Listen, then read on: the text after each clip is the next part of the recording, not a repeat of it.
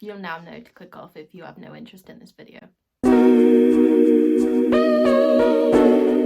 Hello you beautiful people, welcome back to my channel. If you are new, thank you for clicking on this video, and I hope that I don't bore you to death and you decide to stick around, because if you do, please don't forget to click on that subscribe button and click on the little bell next to it, because that turns on your notifications so that you don't miss out on any of my videos that are coming out. So anyway, today's video is basically 5 tips on how to prepare for a university degree.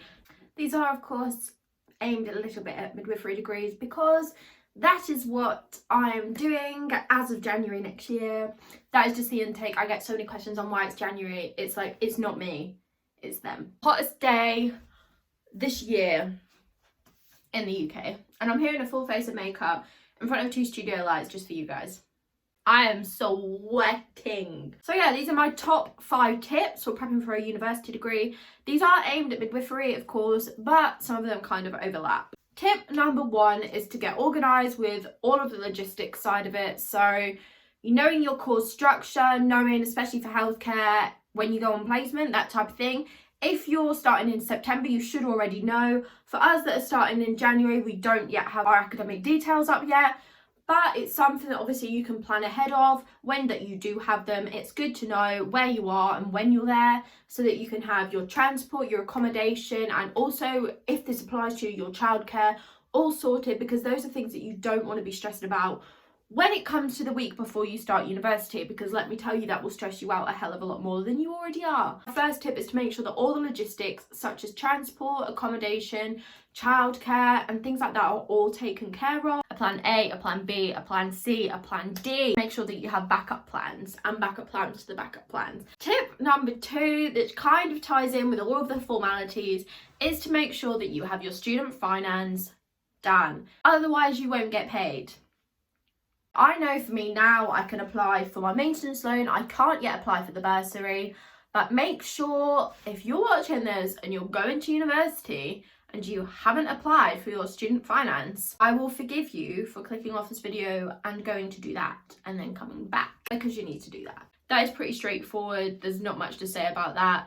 This is a student finance website that you need to go on to do your student finance application, so make sure that it's done. Tip number 3 is to make sure that you have bought everything in preparation. I will be doing more videos down the line in detail that explain the things that I have bought for university, and also things that are going to be in my placement bag, things like that. But right now I'm just kind of going as an overview. If you're a healthcare student, you need placement shoes.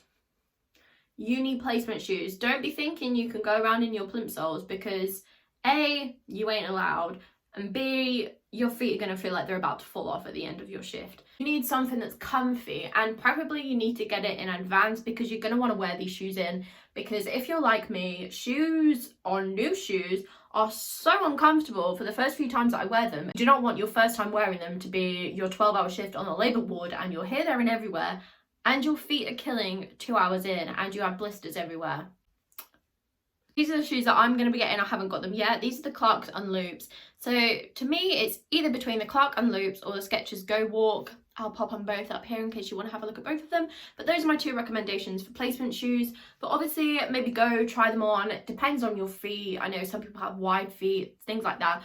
I walk like outwards. I'm a weirdo basically, and I need something that's a little bit more structured. Otherwise it starts to really hurt my ankles. I've got really weak ankles. Placement shoes are really important. Again, if you're a healthcare student, I would definitely recommend getting your own things like a stethoscope, getting your own pinard, things like that, because it's just more hygienic, especially right now. Of course, you're going to have all of this equipment on clinical sites, so if you can't get hold of it, it is not the end of the world. But if you can, it's definitely a bonus. I'm absolutely obsessed with this stethoscope. So it's the Littmann Classic 3 meter, and it's the 3rd edition. It's definitely something, if your birthday's coming up or for Christmas, you can ask for. Absolutely beautiful. It's this lovely purple colour, and my parents also got it engraved, which you can do on the MediSave website. So yeah, that is, I love this. I get way too excited over a stethoscope, but it's cute. So things like that are really, really important. Obviously, you've got your stationery. That is, of course, important. That is, of course, something that you need to get. Pens. Let me just say something about pens. You may start your course with 1,000 pens, but I promise you, you will come back with 1. I don't know what happens with pens. It's like the NHS curse. When you're in the hospital, your pens are just gonna go. Many fallen soldiers. I'll never forget that fancy pen that I got from Paper Chase that cost me £8. Didn't last 24 hours.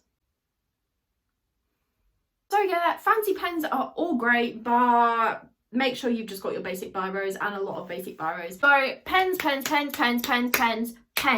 galore, loads of pens. You can never have enough. I'm currently in the process of building my study. So, you know, things like that, having a desk, having all your organizers, folders, notepads, basically my favorite things. I cannot wait to do a big stationery shop. Stationery is my addiction. Okay, I have so many notepads, I definitely do not need any more. But when I go into a shop and I see a cute ass notepad, honey, it's coming home.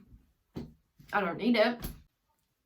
So yeah, make sure you've got all of those things. They're really necessary. So you've got your stationery, you've got your notepads, all of that galore.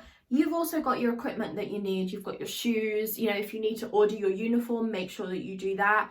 Things like, I mean, these are definitely not necessities, but there's things that you can get, especially for like a midwifery degree. You can get like little gestation wheels. You can get little things like that to show dilation charts. Things that are going to be really handy. If you can see yourself in a scenario where you're going to need something like that, why not buy it? There's also things you can get on Amazon like suture kits, these things. You can get these because obviously this is something that you do quite a lot in a healthcare setting. Things like this that you can practice your skill. I know people have like dolls that they use to draw on like the fetal skull and things like that of the physiology of the baby. I have seen people get models of the female pelvis and drawn that. Anything that you can see, any resources, it depends on what kind of learner you are, but make sure that you get them if you do think that it's going to be necessary to yourself. I think that's the most important thing. Don't buy loads of unnecessary shit. I am the world's worst for buying unnecessary shit. Make sure when you're looking at something, if you can see yourself using it, then of course buy it, because you don't want to get to a certain point in your degree where you could be thinking, oh, I could have really done with that right now. So especially if you've got time to prepare, try and save up, try and buy all of these little things that you're going to need. I know for myself, when it comes to exams and things like that, I am the sort of person to do posters everywhere. I like revision cards, I like physical things. So I've topped up on lots of revision cards, I've topped up on lots of paper, I've topped up on post-it notes, because I can see myself using those. So that's that basically. Another thing, if you're a student midwife and, you know, it's probably handy for you to have, is this fella. This is my knitted boob. He's a good size as well, I mean. But anyway, if you're a midwifery student, and probably if you're, I don't know, a healthcare student, if you're a paediatric nurse student, a knitted boob might be helpful. It's definitely not something you need, but it helps you kind of learn the techniques for hand expression and breastfeeding, just so that you can help mothers in their postnatal wards, or if you're doing any classes, just so that you've got something to practice your techniques on and something to demonstrate on. This is something that this is like one of the first things I got. This is like a rite of passage for a midwifery student. Get yourself a knitted boob. They're literally everywhere. You can get them on Etsy. Something else that is really important to get as a student midwife, I mean, it's not like important, but it's definitely a really nice thing to have. You can have milestone cards. There's all these lovely things that are on Etsy. I'm not going to talk too much about it because this is something you can obviously go and have a look at, but something that I would recommend getting if you do have the finances for it is a birth counter. You may know that to qualify as a midwife you do need 40 births at the minute. You need 100 postnatal and 100 antenatal checks as well, but the births is something that's kind of really important. So a birth counter looks like this. They have them in loads of different kind of variations, but basically it has your name, student midwife, my university and the year, and you have counters that you pop in here and you can write on there like boy, girl, the baby's weight, just something to keep a memory of, because that's also really important. You want to remember that university is a big part of your life, and you know you're going to be making lots of memories, you're going to be making lots of new friends, so make sure that you're getting things like this as well, just so that you don't forget all these little important bits. We're on tip number 4. My tip number 4 is about pre-reading. So quite a lot of universities, depending on the degree that you're doing, will have a reading list. I personally don't have a reading list. I did have a reading list for my interview, but I don't have one now. But I think it's important to kind of establish what kind of things you're going to be learning first. So what I did was I emailed our course director, and I asked some of the previous student midwives that had been to the university what the first few subjects were that were covered. So as a midwifery student, and probably for quite a lot of other healthcare posts, you start off with a big block of theory to learn all of the basic fundamentals. So I took some of those topics that I was going to be learning first, and I did a little bit of reading about them first myself, just so that when it came to the lectures I wasn't feeling really overwhelmed. Because I know for someone like me, lectures and the setting of lectures are not normal for me. I've never been in a lecture, and I know that I'm going to be stressed about that different type of learning. So I thought if I do some learning now and try and get a basic knowledge of these things, it will make me feel more at ease in the moment. This book here, and it's the Anatomy and Physiology for Midwives, and it's by Jane Code. You can get this literally on Amazon and places like that. I got most of my books secondhand off the Secret Community for Midwives, which is a Facebook page with loads of people that are midwives, student midwives, or, you know, aspiring midwives. I'll put the link to that in the description. But having a look on places like that, Marketplace, you can get so many books secondhand, but this is definitely great for that pre-learning before you start your degree. So what I did on the back of that book is I got myself a little folder. I mean, actually, who am I kidding? I already had this folder because I've got so much stationery. This folder has some of my initial anatomy and physiology things that I have looked at. As you can see on here, TMI if you're not interested, but this is the menstrual cycle. And then we're going on to the female pelvis. These are notes you've probably seen over on my midwifery Instagram. If you don't have me on there, it'll be in the description. And then like the fetal skull, things like that. Because I'm the sort of person, I'm a visual learner, and I have to rewrite things in my own notes, in my own wording. So I thought if I do it on the first few topics, then when they're discussed in lectures, I'll kind of have a basic knowledge and it won't be so overwhelming when I'm learning new things.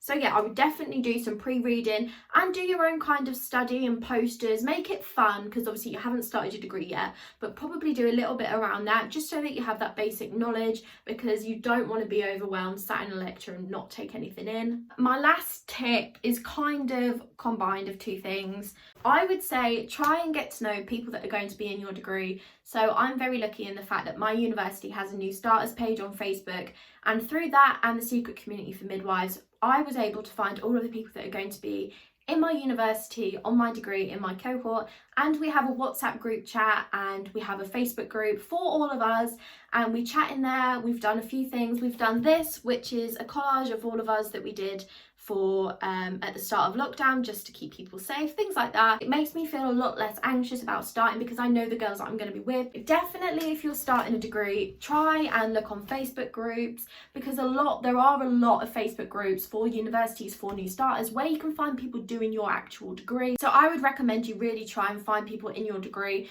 and just have a chat with the people, because I've already spoken to some girls who are going to be getting the same transport as me, doing the same placement sites as me, and I can't tell you how much it's made me feel better.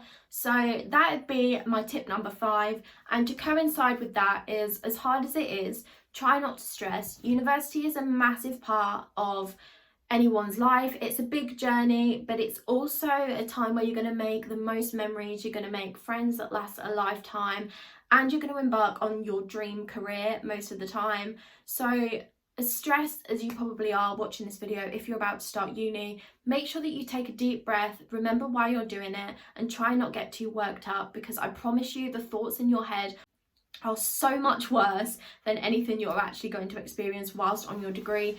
You're going to have a great time, you're going to get on fine. There is a reason that you are doing this degree and were accepted onto this degree. So please remember that, and remember that when you are starting university, try and have fun. It is an amazing time of anybody's life. I am nervous, of course, but I cannot wait.